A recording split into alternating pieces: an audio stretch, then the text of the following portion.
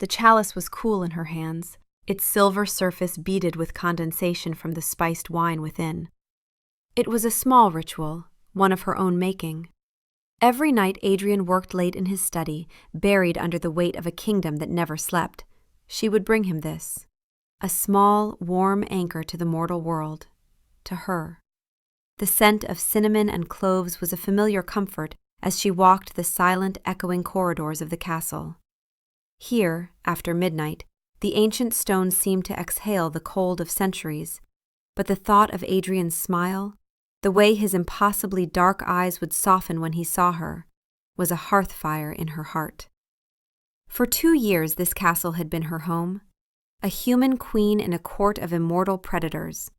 It should have been terrifying, a fairy tale spun in reverse, but Adrian had made it a sanctuary.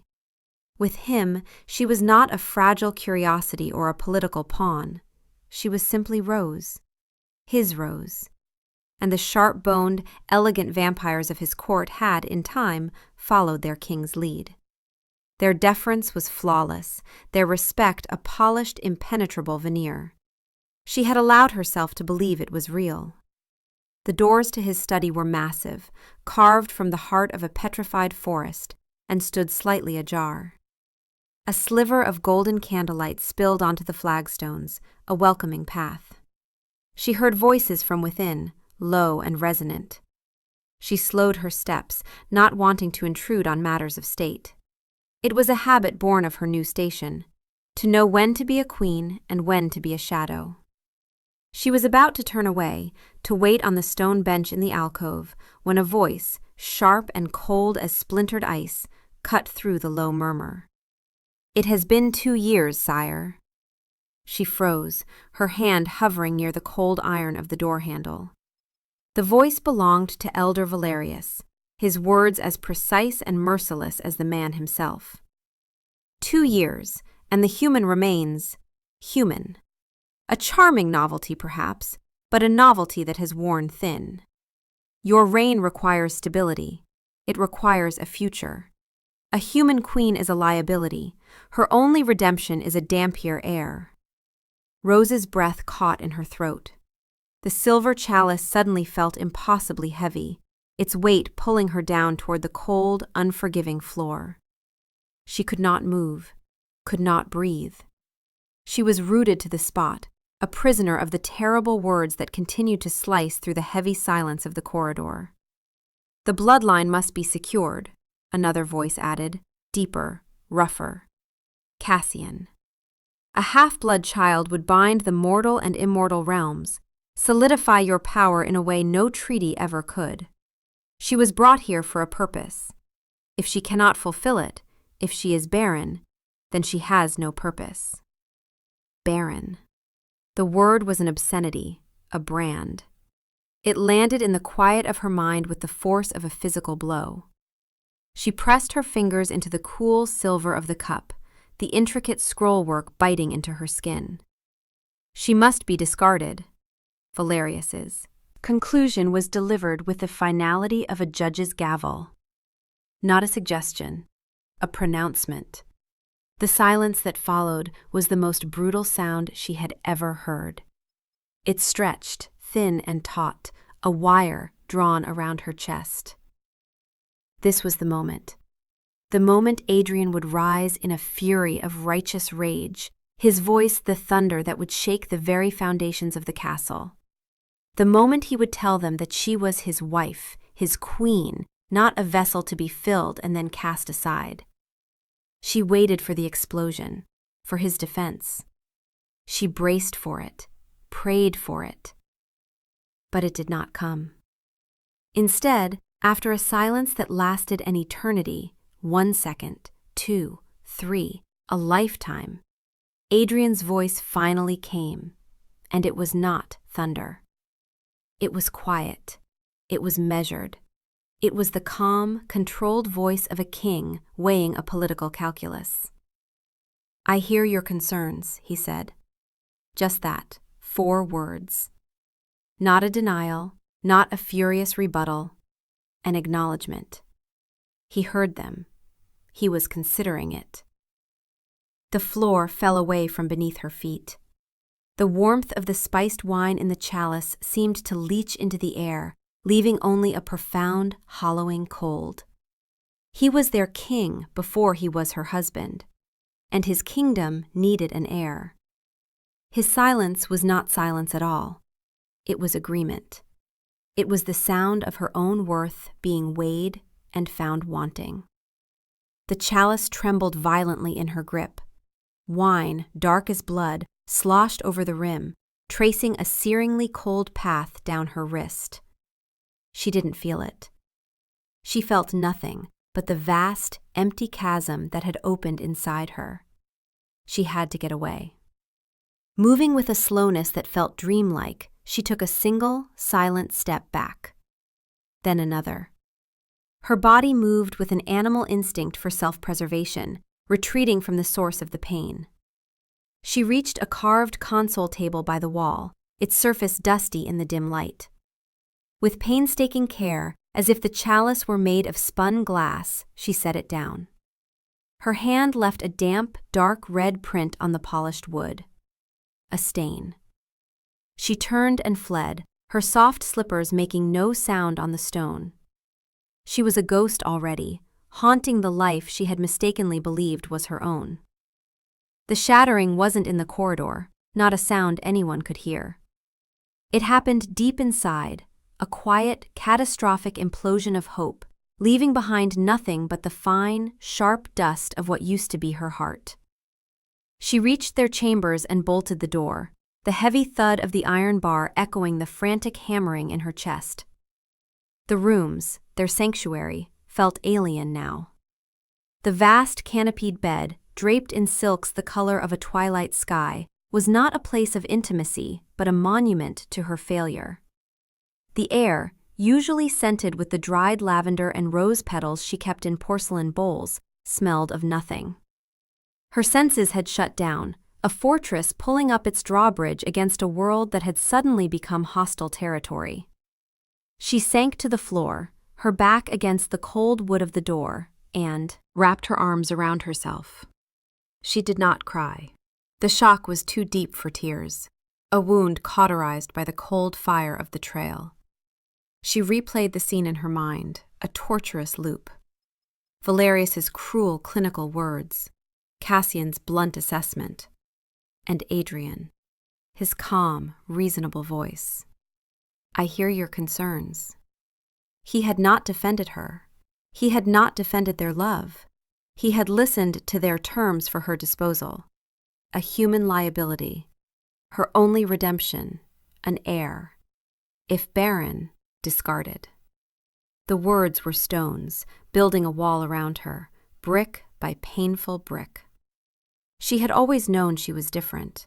A single, fragile heartbeat in a world of silent, eternal ones. A flicker of warmth in an eternity of cool marble. She had thought that was her strength, the thing he loved in her. Now she saw it for what it was, a flaw, a fatal deficiency. When Adrian finally came to the door hours later, his soft knock was a shock against the wood she leaned on. "Rose, are you in there?" She squeezed her eyes shut, pressing her lips together to stifle the sound that wanted to escape her. "My love, the guard said you returned hours ago. Are you unwell?" His voice was laced with a concern that now sounded like a lie. Was he assessing her already?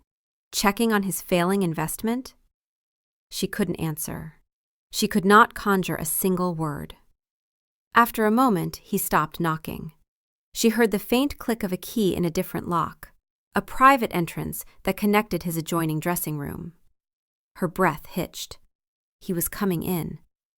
She scrambled to her feet, moving to the far side of the room, near the cold hearth, wanting to put as much space between them as possible. He entered, and the sight of him was a fresh agony. He was as beautiful as a fallen angel, his dark hair unbound and falling over the shoulders of his black silk shirt. His face, usually a mask of regal composure, was etched with worry. "Rose," he breathed, his eyes finding her in the shadows. "What is it? You're pale as moonlight."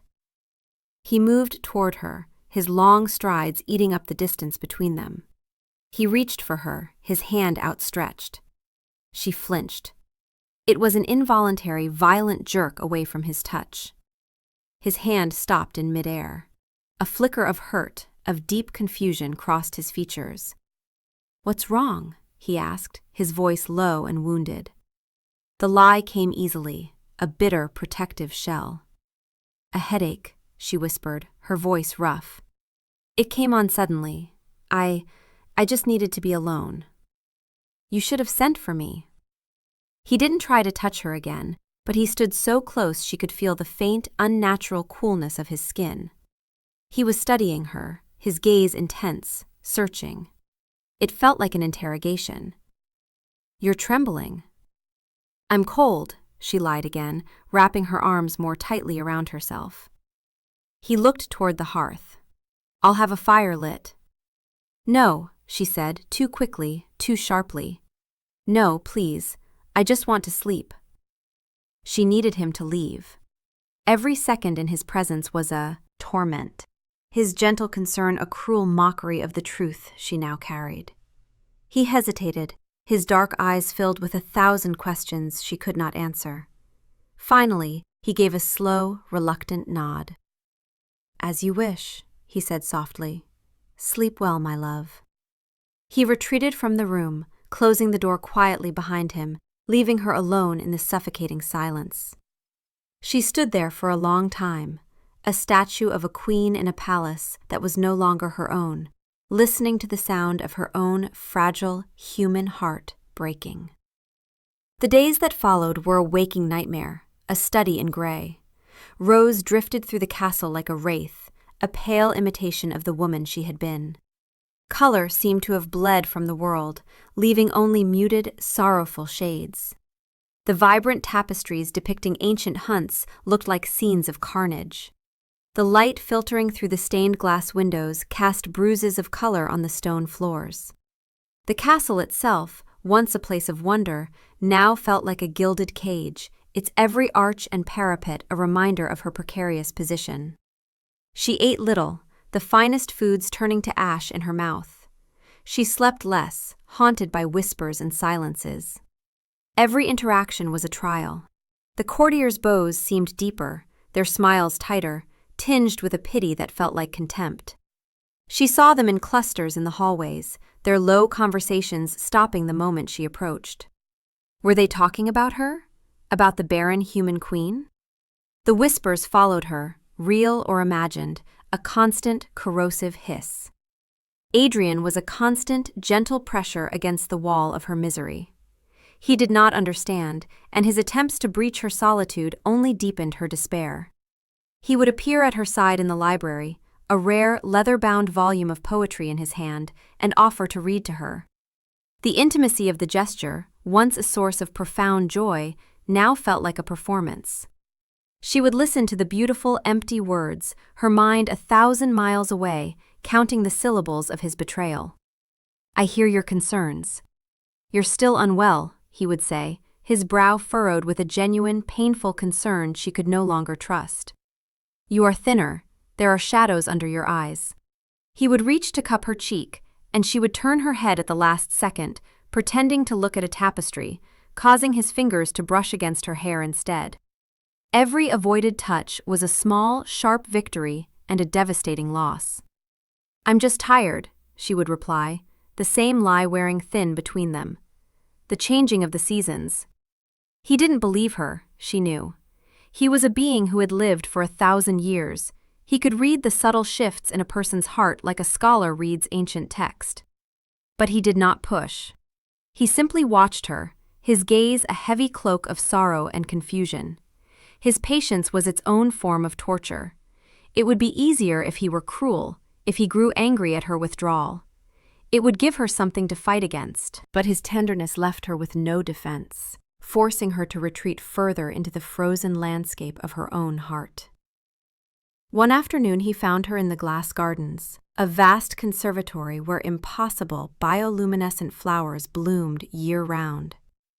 She was staring at a moon-petal orchid, its petals so pale they were nearly translucent. I remember when we found this specimen in the southern jungles, he said, his voice soft beside her. You said it was too fragile to survive the journey, but it did. It's stronger than it looks. The metaphor was so transparent it was painful. She felt a surge of bitter anger. Did he think her a wilting flower that needed a bit of sun? She turned to him, her eyes cold. Some things are not meant to survive in a foreign climate, she said, her voice flat. They wither and die and are replaced. The hurt that flashed in his eyes was immediate and deep. He took a step back as if she had struck him. Rose, he whispered, his voice hoarse. What has happened? What have I done? She wanted to scream it at him. You did nothing. You sat there in your study and did nothing while they sentenced me. But the words were trapped behind a wall of fear. If she said it, he would have to answer. He would have to confirm it. He would use his careful, diplomatic words to explain the needs of the kingdom, the logic of the bloodline, and he would gently, regretfully, agree that her time here was over. The uncertainty was agony, but the confirmation would be annihilation. So she said nothing. She simply turned back to the translucent flower and willed him to go away. After a long, heavy silence, he did. The silence he left behind was worse than his presence. It was in that hollow, aching quiet that the idea took root. It was a terrible, desperate seed of a thought, but it was also the only path she could see forward. She could not live like this, waiting for the axe to fall. She could not wait for Adrian to finally have the courage to discard her. She had to know, for certain. The royal physicians were all vampires, loyal to the elders and the crown. She could not go to them. Her secret would be a matter of public record before the sun set. She needed someone outside the castle walls, someone human, someone discreet. Her mind turned to Alara, a quiet, silver-haired woman who had been her personal attendant since her arrival. Alara had a daughter in the village at the foot of the mountain, a place the vampires rarely visited, deeming it provincial. Alara was human. Alara was loyal to her, not to the crown she wore. That evening, Rose summoned the woman to her private dressing room. Alara entered, her face a mask of quiet concern. She had watched her queen fade for weeks. Your Majesty, she curtsied, her voice soft, you sent for me. Rose's hands were trembling. She clasped them in front of her to still them. Alara, she began, her voice barely a whisper. I need your help. It is a matter of great secrecy. I need you to speak to no one. Alara's gaze was steady. My loyalty is to you, my queen. Always. The simple, heartfelt declaration almost broke her. Rose took a deep, shuddering breath. I need to see a physician, she said, the words tasting like poison. A human one, in the village. Someone who understands women's ailments. Someone who can be trusted to hold their tongue. Understanding dawned in Alara's wise old eyes, followed by a wave of profound sorrow. She did not need to ask the reason. In a court obsessed with lineage, there was only one ailment that would drive a human queen to such secrecy. There is a midwife, Alara said, her voice gentle. Maris. She is old, and her eyes see more than most. She is trusted. She delivered my own granddaughter. Can you arrange it? Rose pressed, a desperate urgency in her tone. In secret, I must not be seen. Alara nodded slowly. It will be difficult, but not impossible. There are servants' passages that lead to the lower gates. We can go at dusk, cloaked as village women returning from the market. The plan was terrifying. A queen, sneaking from her own castle like a thief, but the terror was eclipsed by a sliver of something else, agency. For the first time in weeks, she was not just waiting for her fate to be decided, she was seeking it out. She was taking the smallest measure of control in a life that had spun utterly out of it. Tomorrow, Rose said, her voice firming with a resolve she hadn't felt in an age. We will go tomorrow. The journey was a descent into another world. Dressed in a coarse wool cloak the color of mud, its hood pulled low over her face, Rose followed Elara through a labyrinth of narrow, damp-smelling corridors she never knew existed. These were the arteries of the castle, the hidden passages used by servants to move unseen, keeping the illusion of the palace's effortless grandeur intact. The air was thick with the smell of tallow candles, cooking grease, and mildew. It was the smell of the castle's underbelly, a world away from the perfumed air of the royal apartments. They emerged from a small, unmarked door into a stable yard pungent with the scent of hay and horse. The sun was setting, bleeding orange and purple across the sky, and a cold wind swept down from the mountain peaks, carrying the promise of rain. Elara led her to the lower gates, where the guards, accustomed to the daily traffic of servants and tradespeople, gave their cloaked figures a cursory glance before waving them through. The moment Rose stepped outside the castle walls, the air changed. It was sharper, filled with the scent of pine and damp earth. For 2 years, the castle had been her entire world. Now, standing on the cobbled path that wound down to the village, she felt a dizzying sense of both freedom and exile. She was a queen abandoning her post, a wife deceiving her husband. Each step she took away from the castle felt like a betrayal, yet each step was also a reclamation of herself. The village of Silverwood was, nestled in the mountain's shadow, a cluster of timber-framed houses with smoke curling from their stone chimneys. It was a place of simple, mortal life. Children's laughter echoed in the narrow streets, and the aroma of baking bread wafted from an open doorway. It was a world Adrian ruled, but was not a part of. A world that was and was not her own. Maris, the physician, lived in a small cottage at the edge of the village, wreathed in ivy and surrounded by a garden of medicinal herbs. Elara knocked softly on the heavy oak door. It was opened by a woman who looked as ancient and rooted as the mountains themselves. Her face was a road map of wrinkles, her eyes the color of faded denim, and they held a startling, clear intelligence. "Elara," she said, her voice like the rustle of dry leaves. Her gaze shifted to Rose, who stood half-hidden in the shadows of her hood. Maris's eyes lingered for a moment, and Rose had the unsettling feeling that the old woman saw everything. The fine quality of the wool beneath the drab cloak, the regal bearing she couldn't quite disguise, the raw terror in her eyes. "Bring your friend inside. A storm is coming." The cottage was one room, warm and cluttered. Bunches of dried herbs hung from the rafters, and shelves were crammed with glass jars of powders and salves.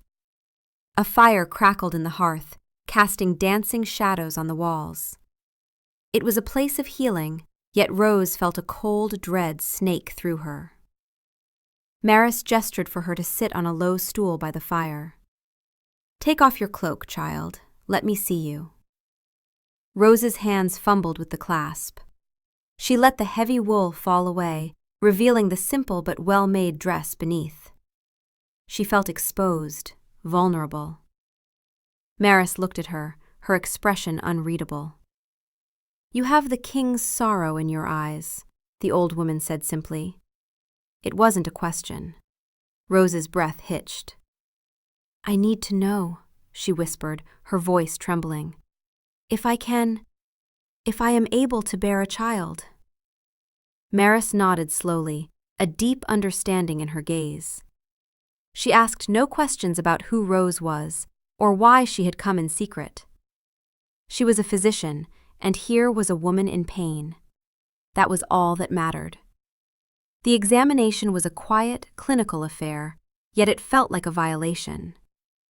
Maris was gentle, her hands surprisingly steady, but Rose felt herself dissociating, floating somewhere above her own body. She was no longer a queen, no longer a wife, no longer Rose. She was a collection of parts, a biological machine being assessed for its function. She answered the midwife's soft questions about her health, her history. She spoke of the fever she'd had as a girl, the one that had almost taken her.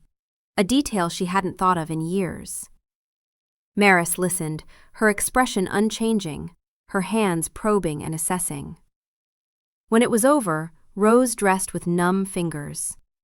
She felt hollowed out, scoured clean. "It will take time to be certain," Maris said, washing her hands in a ceramic basin. "I have tests I must conduct. Preparations I must read." She was looking at a series of glass vials filled with colored liquids, not at Rose.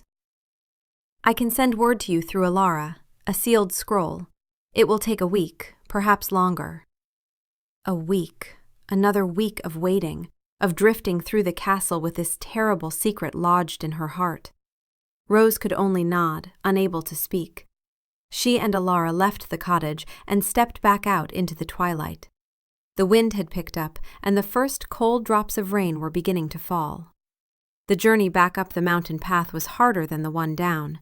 The darkness deepened, and the rain became a steady, miserable drizzle. When the castle loomed into view, its turrets and towers dark silhouettes against the bruised sky, it no longer looked like a home or a sanctuary. It looked like a prison. She had left seeking answers, seeking a sliver of control. But as she slipped back through the lower gates, a ghost returning to her haunting grounds, she felt more trapped than ever. She was no longer just a woman afraid of a pronouncement. She was now a woman waiting for a verdict that had already been written in her own body. The waiting was a unique form of torment, a slow, grinding erosion of her soul. Time became fluid, distorted. A single minute could stretch for an hour as she watched a servant approach down a long hall, her heart seizing with the fear that they carried the scroll. An entire day could vanish in a blur of numb detachment as she sat in the gardens, staring at nothing, the world a muted watercolor painting seen through a film of tears. 7 days, 8, 9. Each morning she awoke with a feeling of dread so profound it was a physical weight on her chest. Each night she lay beside Adrian in their vast bed, feigning sleep, a chasm of silence and secrets separating them. He knew something was deeply, fundamentally wrong. He had stopped asking what it was. Instead, he simply watched her, his silent, sorrowful gaze a constant, unbearable presence. He would reach for her in the night, a gesture of long-held habit, and her body would stiffen, an involuntary rejection that cost them both dearly. He would pull his hand back, and the space between them would grow colder, wider. On the 10th day, she was summoned to a state dinner. It was an unavoidable command performance. She sat at Adrian's right hand on the dais, gowned in sapphire silk, a constellation of diamonds at her throat. She looked the part of the queen, a beautiful, serene doll. Inside, she was screaming. Elder Valerius was seated across from her. Throughout the meal, she could feel his eyes on her. His gaze was not overtly hostile. It was worse. It was analytical. He watched her as a scientist might watch a specimen under glass, assessing its viability. He noted the way she pushed the food around on her golden plate, the faint tremor in her hand as she lifted her wine goblet. He saw the shadows under her eyes that no amount of cosmetic powder could conceal. Every glance felt like a judgment, a confirmation of his own cold pronouncement. She was failing. She was withering. She was proving him right. After the dinner, back in the seeming privacy of their chambers, Adrian finally broke his silence.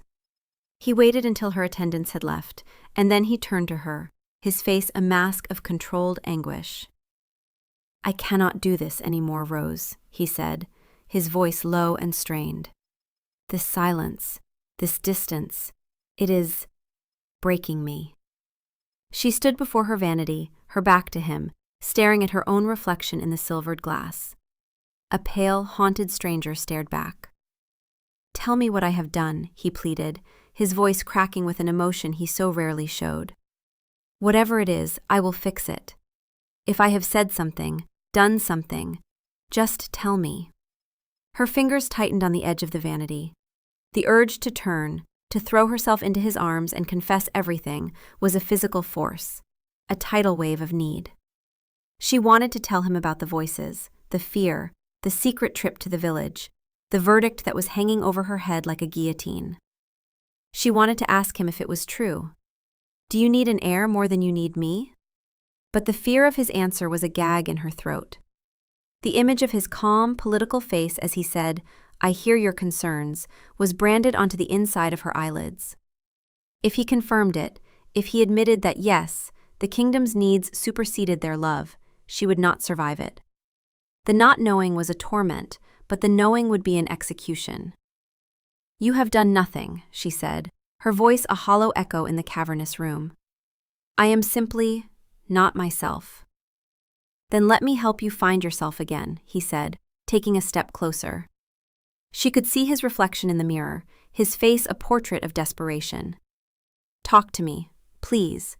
We have never had secrets between us." The irony was so bitter it almost made her laugh. We have never had secrets. Now a secret was the only thing she had left. It was a poisoned shield, but a shield nonetheless. "I need to be alone," she whispered, turning from the mirror, unable to look at him, unable to look at herself. She walked past him, her silk gown whispering against the stone floor, and retreated to the adjoining sitting room, closing the heavy doors behind her. She heard no sound from the other room. No angry outburst, no sigh of resignation. Just a profound, heavy silence that was filled with all the things they could no longer say to each other. She leaned her forehead against the cool wood of the door, and finally, for the first time in 10 agonizing days, she wept. Silent, scalding tears of grief for the love she was convinced she had already lost.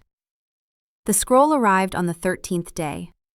It was a gray, drizzling afternoon, the kind of day that promised a long and dreary winter. Rose was in her private sitting room, staring into a fire that offered no warmth when Alara entered. The older woman's face was pale, her expression grim. She held a thin, unmarked tube of parchment in her hand. She did not need to say what it was. Rose's heart stopped. For a moment the world went silent and still. The crackling of the fire, the drumming of the rain against the leaded glass, it all faded away. There was only the scroll, a simple object that held the entire weight of her future. Alara approached and held it out. Her hand was trembling slightly. "It came with the baker's delivery," she said, her voice a low murmur. "As instructed." Rose reached out and took it. The parchment felt cold, clinical. She stared at it, at the simple wax seal bearing no crest or mark. This was it, the end of the waiting, the beginning of the end. "Leave me," she said, her voice surprisingly steady. Alara curtsied and backed out of the room, closing the doors softly behind her, leaving Rose alone with her fate. She walked to her writing desk, the scroll clutched in her hand. She sat down, her movements slow and deliberate, as if she were moving through water. For a long moment, she just looked at it, lying on the polished mahogany. It seemed so innocuous. A piece of paper, a few lines of ink. How could something so small destroy a life? With a deep, shuddering breath, she picked it up. Her thumbnail was a white crescent against the dark wax of the seal. She pressed down. The wax cracked with a small, definitive snap. The sound echoed in the silent room like a bone breaking. Her hands shook as she unrolled the parchment. The script was neat, precise, the hand of a woman accustomed to recording facts without emotion. It was a short message. It spoke of uterine scarring, the likely result of a severe childhood fever. It used medical terms she didn't fully understand, words like fibrosis and occlusion. But she didn't need to understand them. Her eyes scanned the dense, spidery text, searching for the one phrase, the one conclusion that mattered. She found it at the bottom, a single, brutal sentence set apart from the rest. "In my considered medical opinion, conception is an impossibility. Barren." The words slammed into her with the force of a physical blow, knocking the air from her lungs. An impossibility. Not difficult, not unlikely. Impossible. It was a life sentence, a final, irrevocable judgment. She read the sentence again, and again. The ink seemed to writhe on the page, the letters twisting into a mocking smile. A strange, cold calm washed over her, the kind that follows a catastrophic shock. The frantic, terrified hope she had clung to without even realizing it was gone, extinguished in an instant. All that was left was a vast, quiet emptiness. The decision had been made. Not by the elders, not by Adrian, but by her own treacherous body. There was nothing left to fight for, nothing left to hope for. There was only one path left. One final act of love she could perform. She could set him free. She stood up, the scroll still in her hand. This was her resignation. She would not write a tear-stained letter of farewell, full of explanations he already knew. This single piece of parchment said everything that needed to be said. It was the reason. It was the justification. It was the end. She walked from her sitting room into the main bedchamber. The room was empty, quiet. The massive bed with its twilight blue silks looked cold and uninviting. It was a place where an heir should have been conceived. A place that had only magnified her failure. She walked to Adrian's side of the bed. His pillow was cool, immaculate. She smoothed her hand over the fine linen, one last phantom caress. Then, with a slow, deliberate motion, she placed the scroll directly in the center of it. It lay there, stark and white against the dark gray linen, an unavoidable truth. A final, silent statement. Her resignation letter. Then she turned and walked away, leaving behind the scroll, the room, the life, the love. Everything. She took nothing with her. Not the jewels that lay like captured starlight in their velvet boxes, not the gowns of silk and brocade that filled her wardrobes, not even the small, simple locket Adrian had given her on their first anniversary. To take anything would be to lay claim to a life that was no longer hers. This was not a departure. It was an erasure. She would leave as she came, with nothing but the clothes on her back and a heart full of a love that had nowhere to go. She pulled on the same muddy wool cloak she had worn to the village, its coarse texture a fitting penance. It smelled of rain and earth, the scent of the world outside these suffocatingly beautiful walls. The hood would hide her face, render her anonymous. A queen one moment, a peasant the next. The transition felt strangely, horribly right. She did not seek out Alara to say goodbye. The kind woman had done enough, had risked enough. This last part of the journey had to be undertaken alone. But as she moved through the now unfamiliar corridors of her own home, she said her silent farewells. She paused in the gallery, her gaze falling on a portrait of Adrian, commissioned a year ago. The artist had captured him perfectly. The regal authority, the ancient sadness in his eyes, and the flicker of warmth that was reserved only for her. She reached out and traced the line of his jaw on the cold canvas. "I love you," she whispered to the painted image. "That is why I have to go." She passed the library, the scent of old paper and leather a painful memory of the hours they had spent there, his low voice a soothing murmur as he read to her. She touched the cool marble of a statue they had chosen together for the main hall, her fingers lingering on the stone. Each object was a memory, each memory a fresh cut. This was for him, to free him from her, to allow him to be the king his people needed, to secure the future she could not provide.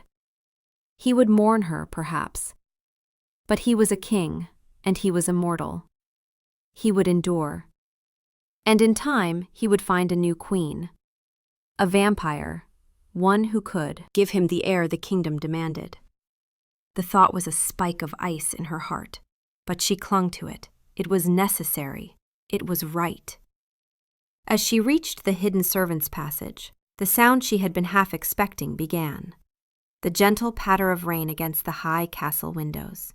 It grew steadily, a mournful drumming that matched the rhythm of her own grief. The sky was weeping for her. She slipped through the door and into the narrow, dark corridor, pulling her hood low. The descent was the same as before, but this time it felt final. She was not a queen in disguise. She was a refugee, fleeing the ruins of her life.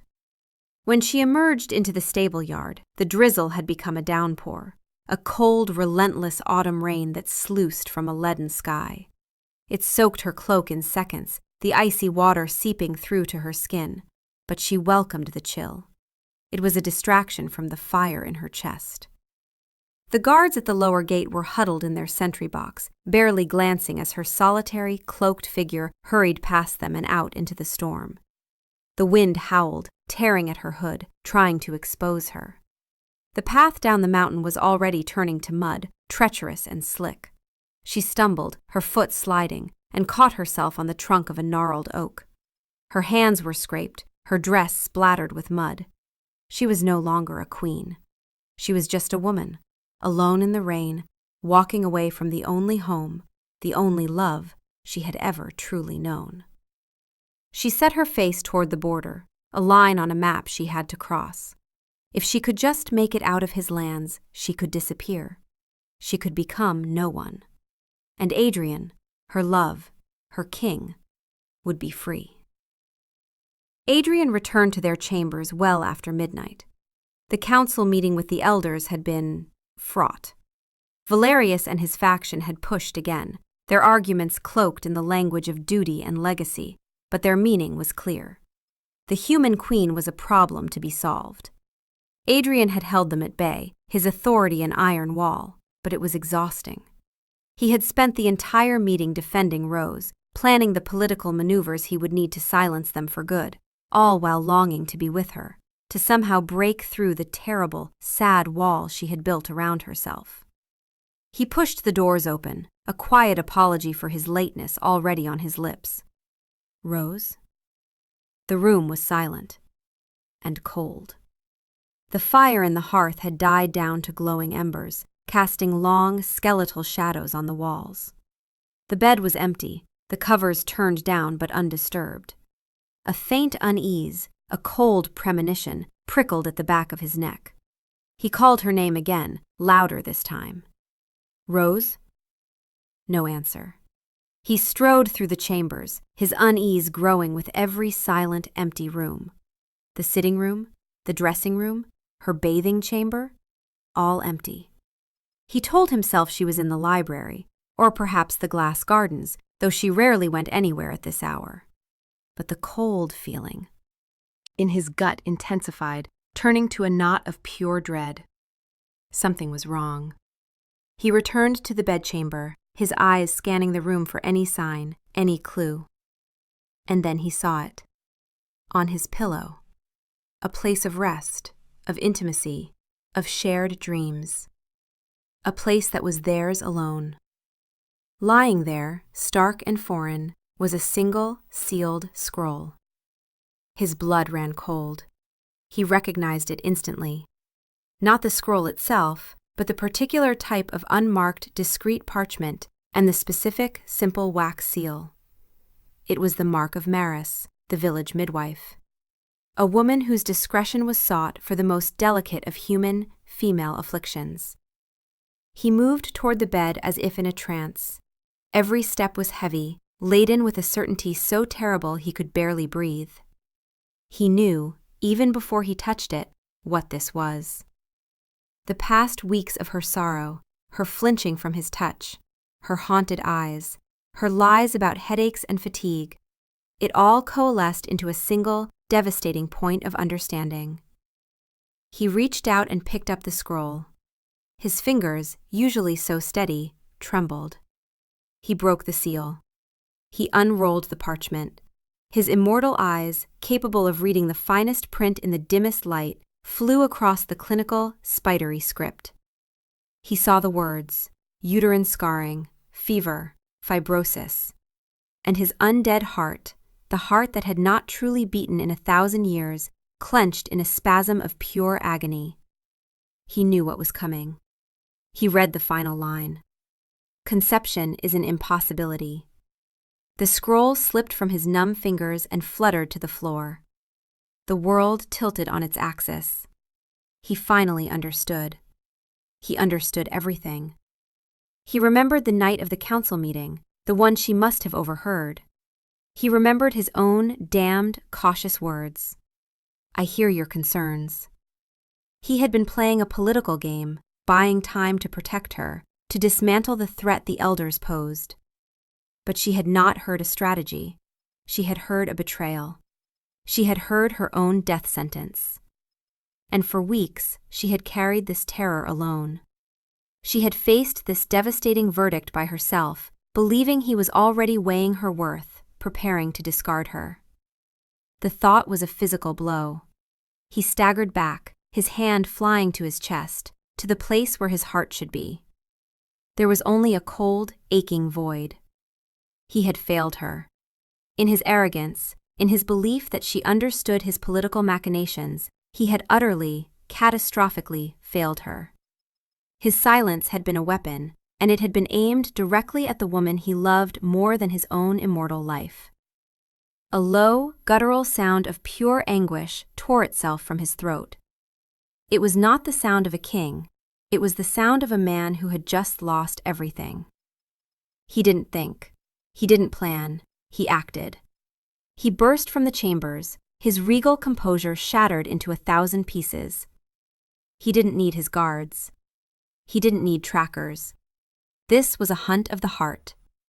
The scent of her, rose petals and rain, unique, heartbreaking sorrow, was a faint but undeniable trail in the rain-lashed air. It led away from the royal wing, down toward the servants' passages, out into the storm. She was running, and he would tear the world apart to find her. He moved through the storm not as a man, but as a force of nature, a blur of black against the churning gray sky, a shadow given form and desperate purpose. The rain, which fell in blinding, icy sheets, was nothing to him. The wind that howled and tore at the trees was a whisper. The mud that would have mired any mortal man was but a momentary inconvenience. He was an ancient predator, and his prey was the only thing that had ever mattered to him. His mind was a maelstrom of regret and self-loathing. He saw her face, pale and haunted, as she had been for weeks. He saw her flinch from his touch. Each memory was a fresh stab of guilt. How could he have been so blind? He had seen her pain, but he had mistaken it for a passing sadness, a mortal melancholy he could soothe with time and patience. He had never imagined its source was him, that he himself was the author of her agony. The conversation with the elders played over and over in his head, a relentless, torturous refrain. A human queen is a liability. If she is barren, she must be discarded. He had heard their words as a political threat to be managed. She had heard them as the unvarnished truth of her existence. His careful, non-committal response, I hear your concerns, had been a strategic move in a long and patient war against their antiquated bigotry. He had planned to exile Valerius, to strip Cassian of his titles.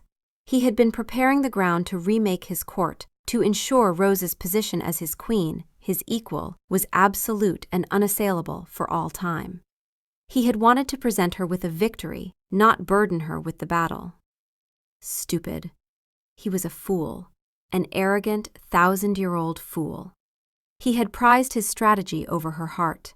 He had protected his crown, but left his queen undefended against the cruelest of blows. He thought of the 2 years they'd had. Before her, his existence had been a long, gray expanse of duty and memory. He had ruled, he had existed, but he had not lived. Then Rose had come into his life, a whirlwind of warmth and laughter and infuriating, wonderful humanity. She had planted flowers in the ancient, barren gardens. She had insisted on lighting fires in the hearths, chasing away the perpetual chill. She had looked at him not as a king or a monster, but as a man. She had seen the loneliness he had hidden for centuries and had, with her simple, courageous love, banished it. She was not a liability. She was the very center of his world. She was the anchor that kept him from drifting into the cold, detached eternity of his own nature.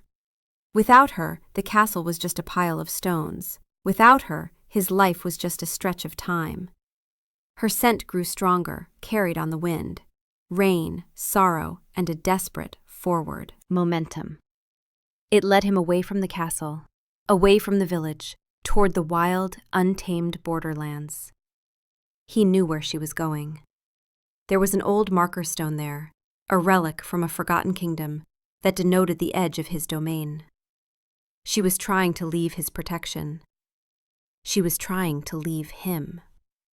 The thought spurred him on, his preternatural speed increasing until the forest on either side of the path was nothing but a green and brown smear. He would not let her go. He would not let his own failure be the thing that destroyed them both. He found her there, a small, solitary figure standing in the heart of the raging storm. She was at the very edge of his lands, her hand resting on the moss-covered granite of the ancient border stone. The rain had plastered her dark hair to her scalp and soaked through her simple wool cloak, making her shiver uncontrollably. Mud caked the hem of her dress and clung to her worn boots. She looked small, fragile, and utterly, devastatingly broken. He slowed his approach, forcing the raging storm inside him to quiet. He could not run to her. He could not appear as the monster he felt himself to be. He had to be the man she had once loved. He stepped out from the cover of the trees, the rain running in rivulets down his face, and stood before her. She gasped when she saw him, her whole body jerking in shock. She took a stumbling step back, her hand leaving the stone, her eyes wide with a mixture of fear and profound sorrow. For a moment, she looked like a cornered animal, ready to bolt. "Go back, Adrian," she said, her voice thin and reedy against the howl of the wind. It was a command, but it was threaded with a plea. "Please, just let me go." "I will not," he said, his own voice raw with emotion. He took a slow step toward her, his hands open at his sides to show he meant no harm. "I read the scroll, Rose." A terrible, shuddering sob escaped her. She misunderstood his words as confirmation, as the reason he had come, to finalize her banishment. "Then you know," she wept, the words tumbling out on a wave of despair, the dam of her composure finally breaking. "You know what I am, what I am not. I'm useless, a barren human, a liability, a failure." Each word was a self-inflicted wound, a testament to the pain she had been living with. "I can't give you what you need. I can't give you an heir. I'm sorry. I'm so sorry. But you're free now. The elders will get what they want." Her words struck him with more force than any physical weapon. Useless. That she could ever think that he had allowed her to believe that, was the greatest single failure of his long existence. The monstrous, blasphemous idea that she, his brilliant, brave, warm-hearted Rose, was nothing more than her ability to bear a child, shattered the last of his control. In a move that defied a millennium of royal bearing and immortal pride, he fell to his knees in the mud and the rain before her. The act was so shocking, so utterly contrary to everything he was, that it silenced her tears. She stared at him, her chest heaving, her eyes wide with disbelief. The king of the night, the ancient and powerful ruler of a vast and feared domain, was kneeling at her feet in a storm-drenched wilderness. He looked up at her, his face stripped bare of his crown, his power, his pride. There was only the man, his heart breaking in his eyes for her to see. He reached out and took her icy, trembling hands in his. "I do not need a broodmare," he said, his voice thick with an emotion so powerful it shook his entire frame. "I need a queen. My queen." He squeezed her hands, willing his conviction into her. "I chose you, Rose, not your womb, not for an heir, not for an alliance. You." He had to make her understand. He had to undo the damage his silence had wrought. "What you heard in that study, that was not me. That was a king playing a game with fools, a game I should never have played. My first, my only duty was to your heart, and I failed." That silence, Rose, that cowardly political silence, is the greatest regret of my eternal life. I let you believe, even for a second, that their disgusting calculus mattered, that you could ever be discarded. He choked on the word. "You are not a liability. You are my life. These stones," he gestured wildly at the castle, a dark shape in the distance, "are just a pile of rocks without you. My immortality is just a prison sentence. You brought light into 1,000 years of darkness. You are my home." She was staring at him, her breath catching in her throat, tears mixing with the rain on her face. She was starting to hear him, truly hear him. He looked directly into her eyes, pouring every ounce of his love, his regret, his absolute devotion into his final words. "There is no heir, no kingdom, no power on this earth that I would choose over you. You are enough. Rose, you have always been enough." The truth of it, the raw, undeniable sincerity in his voice, in his posture, in his eyes, finally broke through the wall of her pain and fear. The belief that she was worthless, a belief that had taken root and grown into a suffocating monster, finally withered and died in the face of his absolute, unconditional love. A fresh wave of tears came, but these were not tears of sorrow. They were tears of relief, of catharsis, of a love she thought she had lost returning to her with a force that was overwhelming. Her knees gave out, and she sank into the mud with him. He pulled her into his arms, holding her tightly against his chest, sheltering her from the storm as best he could. He buried his face in her wet hair, whispering her name over and over again like a prayer. She clung to him, her hands fisted in his shirt, her tears soaking into the fine fabric. They were just two people, a king and a queen, kneeling in the mud, stripped of everything but their love for one another. The political problem of the elders still existed. The biological fact of her body had not changed. But none of it mattered. They would face it all, together. The rain continued to pour down, washing away the mud, the tears, and the pain of the last few weeks, leaving only the clean,